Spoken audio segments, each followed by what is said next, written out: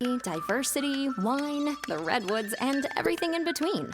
Welcome to the Northern California Bay Area, and one show takes you inside the real estate that makes it all happen. This is By the Bay. What's up, everyone? Dan and Cheddar back here with another episode of By the Bay. I am really thrilled to be kicking off the new year with my friend Jeff Fuller, who is here from W Real Estate in Santa Rosa. Jeff and I met through one of my lenders that works for me, Nancy Weaver. Shout out Nancy, who connected us through a seminar that we were teaching. And we had a really great discussion about Jeff being new to the real estate game. And I wanted to have him on today's episode to chat about his first year, or just over a year now, right, in real estate, and how he got here, and just kind of work through some advice and things that we've learned from getting into the real estate game. So Jeff, thanks for being here, man. It's good to connect. Happy to be here. Thank you. So I just want to jump in and give us some background about how you came to getting into real estate. Yeah, my journey, right? I think my background, right? I worked for AT&T for 11 years prior to going to real estate.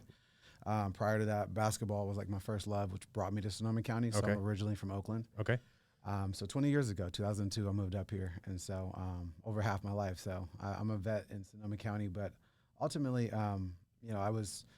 I got into real estate out of necessity. Okay. My mom was really sick, and I had to handle a lot of her situations, whether it was real estate finances, and a lot of things that came with that. She had dementia and cancer and whatnot. She passed away last year, but oh man, I'm really sorry to hear that. That's like that starting point of like, hey, this isn't. I had to learn, right? I didn't know, but I had to learn. Through that, yeah, I didn't know what I didn't know, right? And so I wish I knew what I knew now then, which is primarily the Cliff Notes version of why I got into real estate. But it was because of a realtor who's a friend of mine as well that guided me through some really hard times, right? And so for me, that was the big deal to see that someone that actually cared, right? That actually genuinely cared about me and what I was going through, and wasn't there to just sell me on anything. It was more, what are you going through? What does that look like? What do you need? And then it was through conversations, and the rest was history as far as how that person helped me. That's really cool that they made no assumptions, yeah, and just kind of came to you like vulnerable, like, hey, I see that you're struggling. I see there's lots going on, and you're trying to manage all of these things that you don't know, and I maybe don't know either, but like, hey, how can I help you? Exactly. Okay. And yeah, so I mean, in a 3-year period, I had moved my mom up from Oakland because she had dementia. Had to force retire her. She had to get rid of her driver's license due to dementia. Within a year and a half from there, she got diagnosed with cancer. A year later, she passed away. All this, I'm going through divorce, not to mention fires and pandemics. And so, my friend, you've been through it. Yeah, I've been through it. I mean, we all have our story, right? So it's not a pity party for me, but it's a lot of life. I was, like I think I mentioned earlier, I was working for AT&T. I was putting in 100-hour work weeks. And AT&T, like corporate or like in a store? Or like, tell me what you did there. Corporate. I ran sales teams, area manager for multiple locations throughout Northern California, all the way up to Wairika, which is 20 miles, roughly 20 miles from the Oregon border, to Eureka, down to Modesto, all over with the East Bay, Sacramento. So all over. And I was putting in a lot of hours, which, I mean, I do that with anything I do, very passionate. And I was like, hey, if I put this amount of time into my own business to help people like the realtor helped me, something has to come out of that. And so, fast forward, here we are now. And ironically, my first month, I started in October, my first month, I got my first listing. I'm all gung-ho, ready to go, coordinating with the seller. And I don't know the exact amount of days, but I want to say 15 to 17 days into it, the seller passes away. Oh my God. And so I'm dealing with, I don't mean it in a negative way, but I'm handling and learning about probate in like my first 30 days, within my first 2 weeks, 3 weeks in this new career. And so I was thrown into the fire with that. Yeah, that's totally true. Like so for the listener, so if someone passes away and they don't have like a will or a trust or something like that dictates exactly who their property is supposed to go to, right? Then that kind of goes into this process called probate, which requires attorneys and judges and stuff to figure out who gets what and what the intentions of the deceased individual were and so on. So PSA, if you don't have a will or trust, please do that so that your loved ones and your realtor can sort things out very simply and do the things that you want them to do with your assets, not only your house, but all the other stuff that you own. Yeah, so and to add to that, yeah, 100%. And to add to that, obviously making sure that it's ironed out, ironclad, right? Because this particular seller did have things set up, but there were some signatures that weren't signed correctly. Right. So, and then when you get those legal technical things, the details super matter. Okay, so first listing, we're all like, yes, we're doing it. I told you this is the right decision. Like, this is it. Got the listing, because like listings are gold, right? That's what everyone wants is listings. Listings leads to buyers. Buyers leads to listings, and the kind of right. And then get into contract.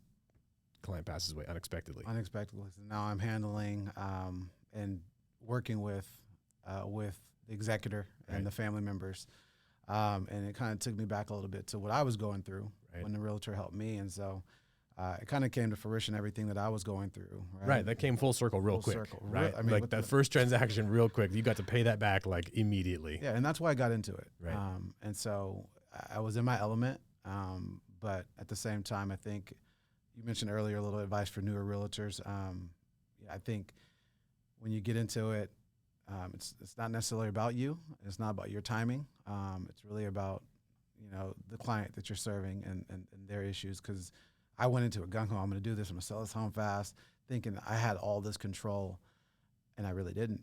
But the control you do have is the service you provide, the effort you give. And really the compassion you give through whatever they're going through. So that was big for me. I think that's critical. I mean, I talk a lot about leading with empathy and compassion and making sure that we're authentically connecting with people. I think people throw that term around like authentic connection, be authentic, blah, blah, blah. But really getting to the core of what that means. And when you have someone who's going through trauma or some type of life event that's causing them to do a real estate transaction, whether it be death or divorce or whatever the situation is, moving across the country for a job, and that puts strain on family. And I think a lot of the times our natural reaction is just to jump in and start problem solving, right? Absolutely, that's me 100%. Right, yeah. And I think we can do a better job if we take a pause and go, how are you doing? Right, we're gonna solve this problem, but like, how are you? How are the kids? How's the family doing with this big change, with this, with this upheaval, whatever the situation is. So, yeah, we talked about this before, like really taking the time to connect beyond what price should we sell your house for, or how quickly do you want to sell this house, and really understanding like why are people doing a transaction? What is leading us to having this conversation? I think that's what that realtor did for you when you were in that time, and it's really cool that you got to pay that right back on your very first transaction. 100%. It's less about the money, the commission, and even really the house. It's about the relationship. Right. Houses are nothing without people, right? Yeah, exactly. The people are what make the houses important. 100%. So it's all about the relationship and really getting to know them and genuinely caring. I think you can probably try to fake that, but it's not in anyone's best interest. Right. So that seems like a very different shift. Now, I'm not saying anything bad about AT&T. Don't get me wrong. No worries. Right. But that's very kind of transactional, right? You come in, you sell a product, you have a solution, they fix whatever your iPhone's doing wrong, right? They try to sell you the extra stuff. You got to get the case and whatever else, right? You've been to a store lately? I did, yes. And then you move on, right? So how did you make that transition from being very transaction-based? These, you take care of people, you give them great customer service while they're in your store, obviously, but you might never see them again. How did you transition from that mindset of purely transactional and training people on transactions to going full into relationship? Well, I mean, the way I got to where I was in the company, I moved up the corporate ladder, 6 positions over the course of 11 years. So I had a new job almost every 2 years, right? Based off of my performance, and started at the bottom per se, right? As a seller all the way up to where I got to. And I did that through not looking at each person I was talking to as a transaction, but more as an interaction. And so I really was always about that relationship piece from the moment I walked into an AT&T store. And so, yeah, that's how I sold. So like, yes, it was transactional because you're taking money, but I had customers and clients texting me, inviting me places, bringing me lunch, giving me tips that I wasn't supposed to take. But Of course, you wouldn't take that. I wouldn't take Absolutely, that. you Absolutely wouldn't not. take that. No, Right. I never took. And but ultimately, I've always been about the I'm a people person, right? So Right. I would challenge that. There was no transition. I just was completely myself, and just being genuine is who I am. I guess that's the all. answer. Is it even in a transactional business, you are still looking at relationship? Yeah, absolutely. Because you could really say real estate can be transactional, but I think a lot of times it is. Yeah. I think that's a problem. I agree, and I can't. I don't want to conduct business like that. Right. I don't. It doesn't feel comfortable. Doesn't feel natural for me. I'm a like I said, I'm a people person, and I want to make sure that there's a relationship before, during, and after the transaction or interaction, right? And so, and you're really hopefully gaining a client for life, a friend for life, knowing their kids, their families, what they're going through. Because there's people that are losing loved ones and they are going through divorces, and so it's bigger than the interaction. It's all about the person and what they're going through and that relationship you're building. For sure. The statistics are shocking, staggeringly bad for how poorly we in the real estate profession follow up after the transaction, right? Mm-hmm. And there's some stat that said, I think this is for mortgage people, and I think it's very similar for realtors. Like 83% of your clients won't use you for their next transaction. Yeah. It's like 17%. Yeah. That's really bad. Yeah. And if you dig into the data as to why, it's because we're really good at following up like during the transaction. We're actually not so good before they get into contract, right? Yeah. We're good if they want to buy a house right now, today. We'll go drive them around, absolutely, right? Yeah. But if it's a 6 month or 8 month or a year window where they contact you today and say, hey, this time next year we want to buy a house, we kind of forget about them until next fall. Yeah. And then we start picking up the pace of conversation. And then we're pretty good talking to them when they're actually in contract. And then once they actually close on the house, we're terrible. Yeah. And that's the industry-wide thing, right? Yeah. Because we're focused on the next client who wants to buy the house in the next 30 days. Yeah, right? Definitely. And I think that the people that I know who are super successful have a plan for how they're going to interact with their clients after the transaction. And they really look at it as that's when the relationship starts. There's a transactional period when you're doing it, we're transacting.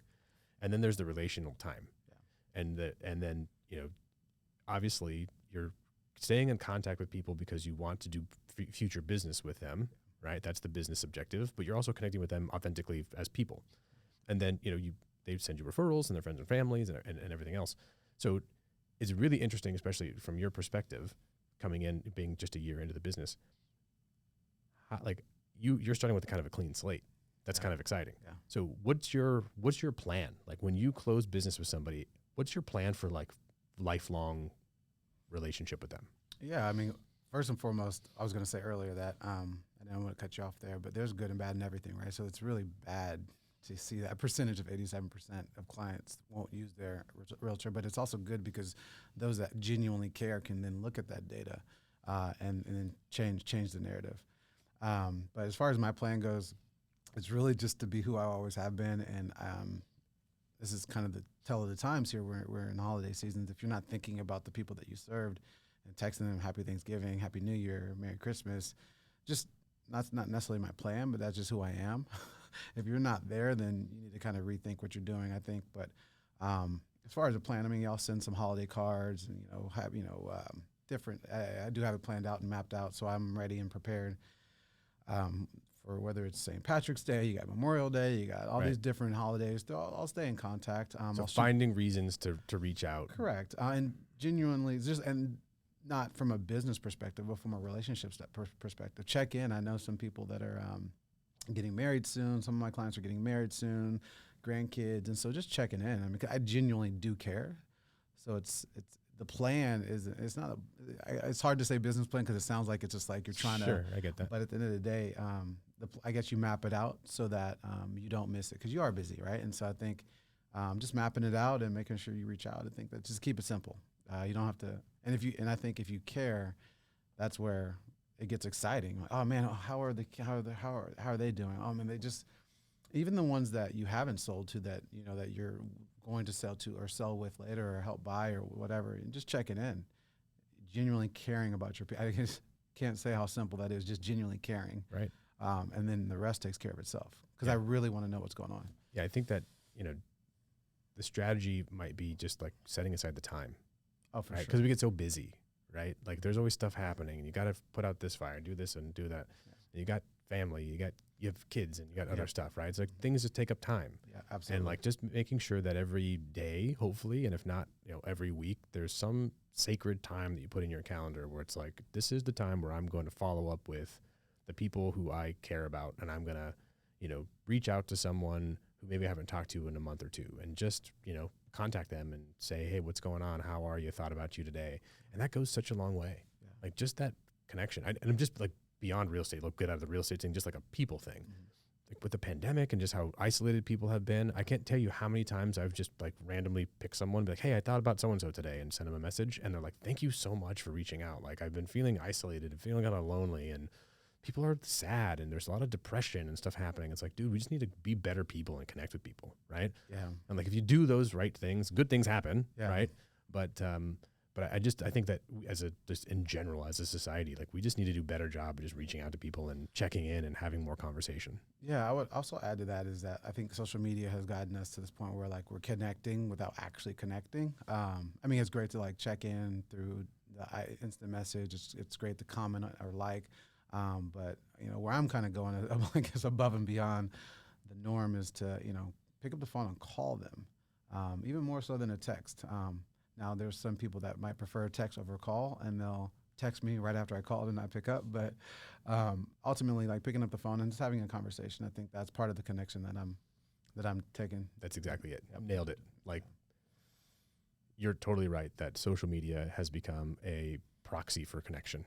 Like, just because I know what's going on with you doesn't mean that we're connecting, right? Just because I know that what you made for dinner last night doesn't mean that we've like that that there's an interaction. That's that's like a one-way mirror, right? Exactly. But if I can see what you're doing and call you and be like, hey, I saw that you went to a basketball game, or I saw that you had so-and-so over, or it was your dad's birthday and you're out, whatever the situation is, and be like, how was that on the phone? Like that's real connect. Like that should be what we're using that for, is like a glimpse into other people's lives. And that is the start of a conversation. Yeah. I just think that we think that just liking something, just double tapping it is enough to be like, oh, that's a check-in, right? Yeah. I hearted it. It's like, dude, come on, we could do better. We could do better. Exactly. So, right. So let's go back onto like the real estate track. So you talked about the first transaction. I assume that all got worked out. Yeah, about 4 or 5 months later, we were able to get it back on the market, and within 30 days, we got it into contract and closed it. So. Got it. So you were able to help the family, connect with the family, help them, to get that asset sold, and then they could distribute the estate of the client and do the thing. 100%. Got it. So how's it been? How else is it going? Yeah. So right after that, I had about 4 or 5 4 transactions going on at the same time. A lot of good things going on at once, which was crazy, and so. A lot of learning there, buyers, sellers, and so and that took roughly 3 to 4 months. And so once end of Q3 hit, things started to slow down, and that's where we're at now, right? I have some buyers that are apprehensive to jump into the market due to interest rates, inflation, political climate. Things are going on in the world, and just trying to see what's going on, what's going to happen next year, what are the interest rates going to look like, and so just talking them through that and letting them know it's still a good time to buy, even though interest rates are where they're at.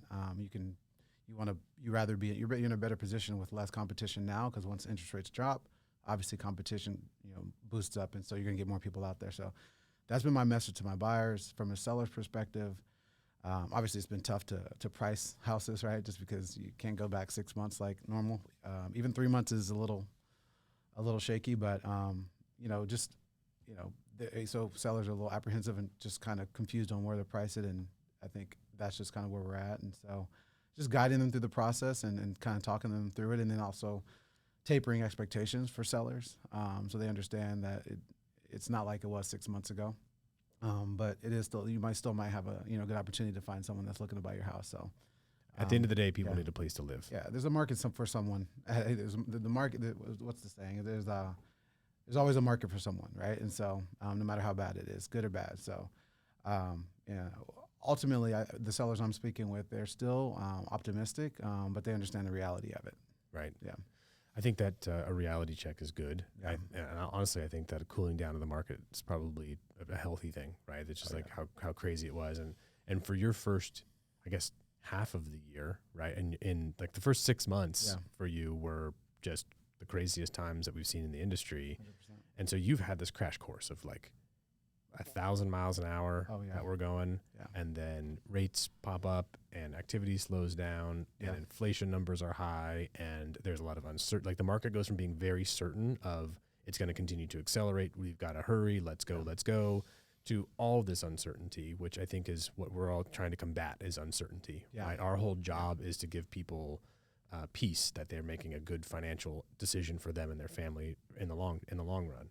So how has that been for you in that first year, like overcoming those obstacles? And like that's a lot of learning to do in 12 months. It was great. I had a great time. I like to be thrown to the fire, and I hate to not answer your question, but if I go back a year prior to that, leaving the corporate world, and I was the go-to guy, I was my boss's right-hand person. I was probably the next up for promotion, and then I was like, you know what, I'm gonna take this leap, and I don't know what I don't know, and then I'm gonna figure it out. So I was in my element, to be perfectly honest with you. There was a lot going on. I was very, very strategically aware of I guess how hard it would be because I have a transaction here, a transaction there. And I still have my day-to-day business. And so you mentioned it earlier, crash course. I think it was the best thing for me. And I'm better for it now today, right? I've learned a lot. I've been through a lot, and I have experience to then. And if I'm a client, and you were questioning if you want to use a newer realtor, now all I can say is why not, right? Right. And so I have a lot of experience, negotiating offers, against realtors that have been doing it for a while. And so for me, it gave me that experience and that confidence that I can do it. And then also learning that like each and every interaction and transaction are different. So kind of doesn't matter how tenured you are, right? Because each one is different. Every situation can go in different ways. And but it was really good for me to kind of, again, learn through that and be resourceful, because then some of the stuff that I was going through, I was reaching out to people that have been in the game for 30, 40 years. And I'm like, oh, I haven't seen that yet. And I was like, okay, great, right? We're both learning through this. And so big learning experience. I look at everything as tuition. Every conversation that I'm having with you, every conversation I'm having in this business every day, I'm paying the tuition, and it's going to be like that. So I'm a lifelong learner, and I don't think real estate's any different. So I really like that. I really like that approach, and I think that you're coming at it from a really great perspective. I also think that being new right now is really to your advantage, and what I mean by that is that like you knew getting into it was going to be hard. And to what level of hard it was going to be didn't really matter, whether it was a great market or a more difficult market. Like you were ready to put in whatever amount of work it's going to take to be successful. Yeah. And it's actually better in the long run for you that this market's hard, because you're going to work your butt off through this market and you're going to be successful. And then when times do get easier, you're going to be like, dude, this is cake. Then I can just go and like be super successful and really accelerate things, right? And then you get into things like building team and building, building out and adding staff and adding support and all these other things that now you're going to be primed for that when the next, kind of boom goes. So that's really exciting. I think that that you're going to, like we've talked a bit, it's like you're out there, you're going to do it. Like whatever I got to do, I got to go knock on doors, I'll go do it. I got to go, drive here, drive there, do this, do that. Like whatever I got to do to service my clients and take care of them and attract people who kind of believe what I believe. Like that's what it's all about. 100%. Right? I mean, I'm an ex-athlete, right? So I don't think I said this part, but maybe I did. But moving up from Oakland, I earned a basketball scholarship to Sonoma State, so that's what brought me up here. And the amount of countless hours I put into the game of basketball, right, is I think has helped me to be that person that has. Tell me more about that. Like that takes a lot of dedication, and that's like obviously right. So I put in hours. I've been working up at 4:30 in the morning every day in high school to go run some hills in Oakland, very steep hills in Oakland, and then going to school right before school, working out, and then going to school, then working out. So putting in 3 days for years. My mom and my dad introduced me to basketball at age 7. On the court in the back it says 19 90. I was born in 83. So that's how I knew it was 7 years. But yeah, I've been playing since I was 7. But I put in a lot of work and discipline at a very young age, and it's served me really well through college, through AT&T, and even now, right, in real estate. And so it's all about perseverance, and just because you don't know what's going to happen. And ultimately, kind of going back a little bit, so I apologize, but my goal as a kid was to be in the NBA. Okay. Right? I want to be in the NBA. Straight. Right? So Oakland, Sonoma State University, go Seawolves, and then boom, straight to the NBA. I didn't get foresee. drafted. I didn't foresee Sonoma State wasn't part of that calculation. No. I was They thinking have a great basketball program. It turns out. they do. Great coaching, great atmosphere, great campus, by the way. But ultimately, I wanted to be in the NBA, and that I fell short of that. But the work I put into that still, it's not necessarily the destination, but who you become while you're trying to achieve that destination or get to that destination. I think that's what I've learned. And so, I think you've mentioned it, but there's a lot of realtors out there, right? Right. I think you've said it before, where you can walk outside, throw a rock, and hit a realtor. Yeah, exactly. You throw a rock, randomly throw a rock in the air. You're gonna hit a lender or a realtor, or everywhere. So I mean, and the chances of getting to the NBA, I think, are pretty slim too, from a percentage standpoint. Don't have the percentages, but if you look at that, you're not worried about the competition. You're just worried about becoming the best you can be. And putting in the work and helping those that are close to you and working together as a team. And whether that's working in basketball or working in the real estate game, it's kind of all correlated. And so it totally is. I think that the consistency that you have to put in, working on the behaviors and the discipline that you have to have, there's a direct correlation to the real estate game there. And then, I know that you're very competitive, right? You do CrossFit, and I can see you're posting about that, and you're doing your thing. In any sport, you can't control the outcome, right? Because you can't control the other 4 guys on the court, right? You can just do what you do, play your part, and know that you've done the work, so that if you get the ball, you're going to do your part of the job. Yeah. But you have to do all that consistent behavior, and you don't directly control the outcome. Mm-hmm. I think that's a direct correlation to what we do here. All you can do is the day-to-day behaviors. All you could do is go to the gym and do your workout of the day, and hydrate and eat well and whatever else.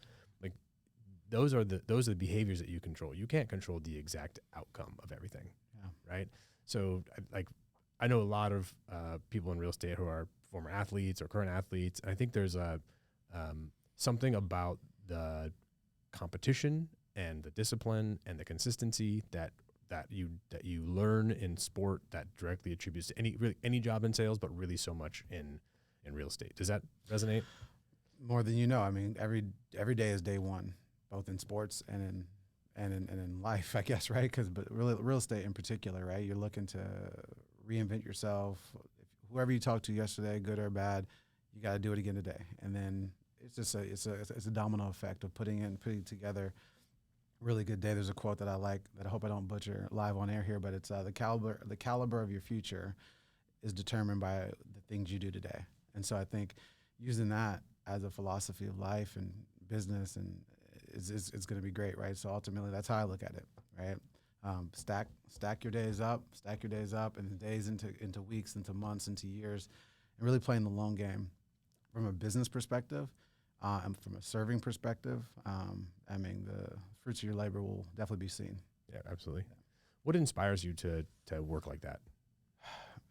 Like I was trying to say earlier, I might not have articulated it correctly. I've just been like that since I was young, and my mom used to ask me that all the time. Yeah. But I've always dreamed big. I've always thought big. I've always wanted to. I don't know. You know what I mean? If you think back, is there some person or some event or something that happened that either a light turned on and you're like, I'm going to do something that I aspire to do something that other people. Full transparency? Yeah, totally. Full transparency? Vulnerable. I'm all about the vulnerability, man. Yeah, hey, honestly, I'm from Oakland. I'm 39 years old, right? And when I was growing up, basketball was my dream. We would be driving to different areas like Danville and different Pleasant Hill, and the territory, the area was really nice. So I would pull off. We'd get off the freeway, right? Everything was trimmed, everything was beautiful, it was just pristine. We would win, lose the game, whatever. Come back home and seeing graffiti, trash on the road.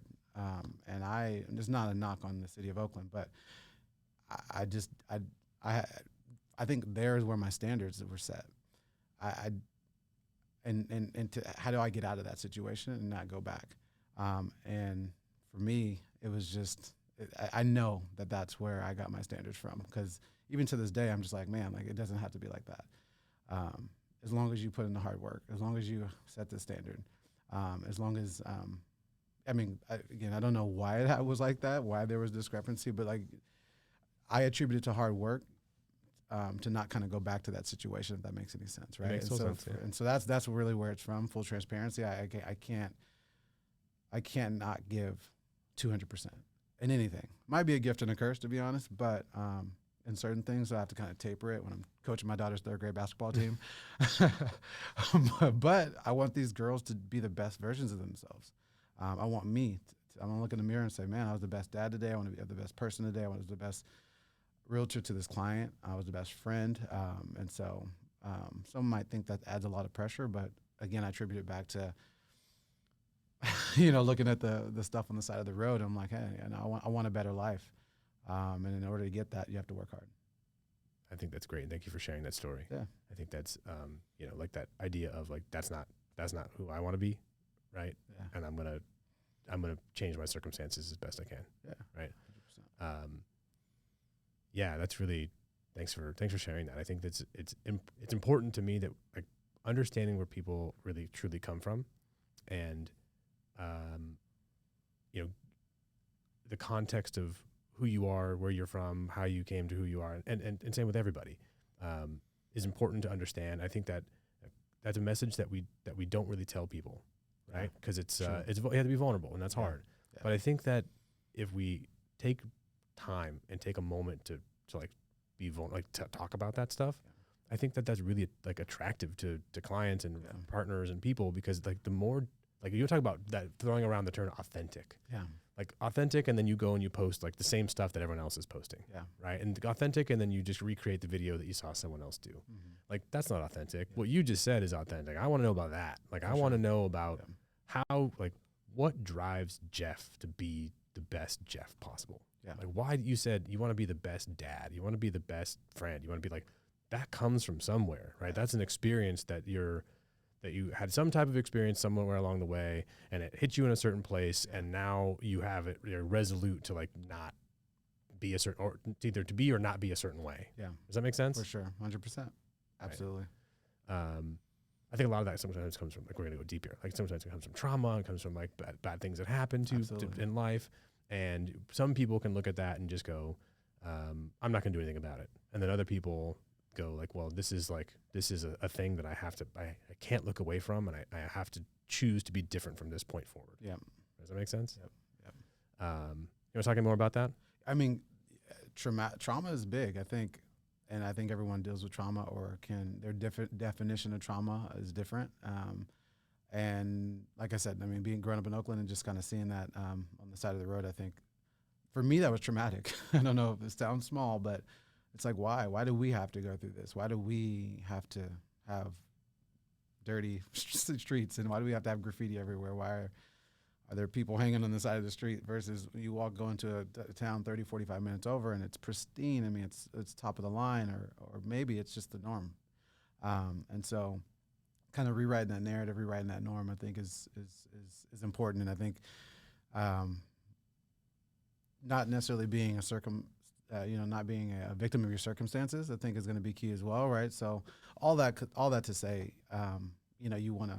I mean, that's kind of what made me into the person I am today, right? Just high standards. I mean, some of my friends call me bougie, right? I mean, to be perfectly honest with you, but we don't have the deep conversation as to why they call me that. But there's a reason why I have high standards, and I refuse to go back. It's like a hard no on certain things. Right. There's certain things I don't do that other people do because, I have a hard line on some things like that. So. Yeah, I mean, and you're holding yourself to a different standard, which is fine. There's no wrong or right. 100%. Everyone's going to do their own thing. You live whatever life you want to live, and Absolutely. There's no judgment. No judgment at all. Happy that people there's all walks of life, right? Yeah, everybody. And you have a standard and a thing that you're going to do, and like that's how you do it. And I think that served me well going back to the real estate game. I think if I'm a client, if I'm a friend, I'm a family member, that like you can trust Jeff to give his best, and he doesn't know anything but A+, right? And so I think that's that's going back to real estate is the key component that comes out of it is, you're not going to get someone that's going to half-ass it. Right, for sure. Yeah. No, I love that. Okay, so like wrapping up, so like what a year in, any other advice? You kind of hit on it earlier, but any other advice that you like, any gems you want to drop to there's people who may be thinking about getting into the real estate game? Yeah. Are there a couple of things that you would say, do these things or don't do these things if you're gonna get in? I would say go all in. Just go all in. I understand everyone's circumstances are different when it comes to finances, because essentially, let's be honest, you're unemployed every day until you sell something. But if you can go all in, you deserve it. Your clients deserve it. There's a lot to learn, and it gives you that kind of that autonomy to kind of dip your toe and figure things out earlier and quicker. And that would be for realtors. Another piece of advice just for everybody, whether they're realtors or just consumers or future consumers. I was looking at an article the other day, and it said, don't quote me on the article because I'm not sourcing it, but it said the average monthly car payment is about $700 a month. And then I kind of scanned the rest of the article, but I believe I read that 1 out of every 6 new car buyers has a payment of $1,000 a month. And so I say all that to say, stay within your means, save, invest, live debt free.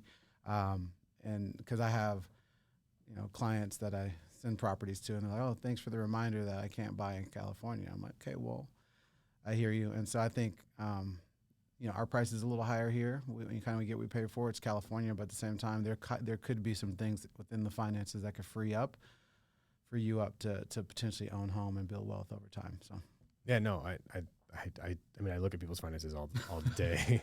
Preaching to the choir here. And sometimes I'm like, did you really need that brand new such and such car? Yeah. Like, I'm a used car buyer myself, and anyway, yeah, it is interesting that goes into the psychology of like, why do people do those things? Is it because they're trying to impress other people? Maybe they just really like the car. If you really love the car, and that's the thing, like no judgment, like you do your thing. But I think a lot of the time people buy things, not just cars, other things, clothes, jewelry, other things, like whatever it is, because they're trying to impress other people. Yeah. And something I learned along the way was like, nobody actually pays attention or cares.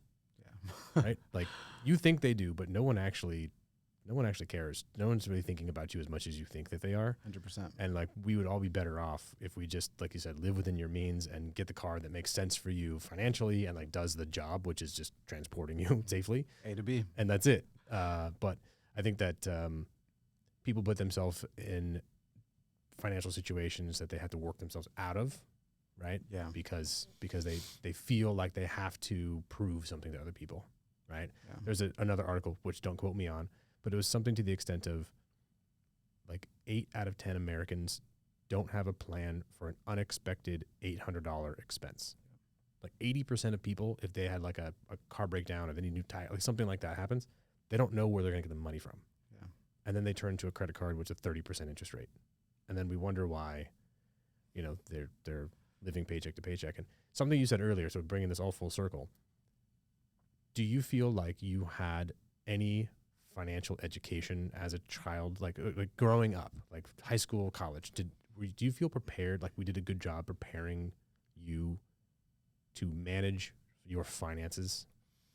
Not in the slightest. Just a quick answer. I mean, a little bit longer answer, and I'll be brief. But is to when I was helping my mom out, I had a snapshot that I don't know if most 30-year-olds actually get a chance to see over the course of time, of someone towards the end of her life and how to manage those funds and retirement. And I was looking at all this stuff, talking to elder law attorneys, estate attorney, all this stuff. And so, short answer, no. And even looking at my mom and how she handled her situation, I wish I had known what I knew at the time, or even now, 5 years ago, I could have helped. But yeah, no, it's just not enough. It's not the right things. I don't think we're putting our energy in the right things.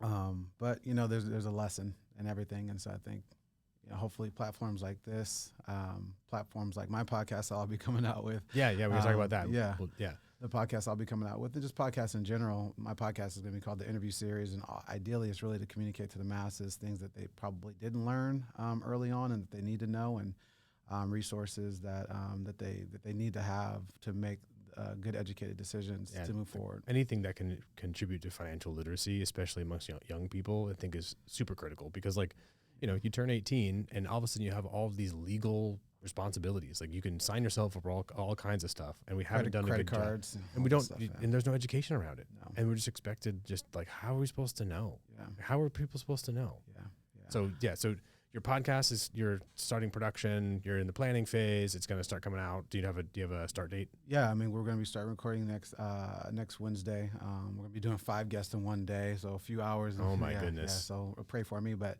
I'm excited. The goal is to get it out the first week of January.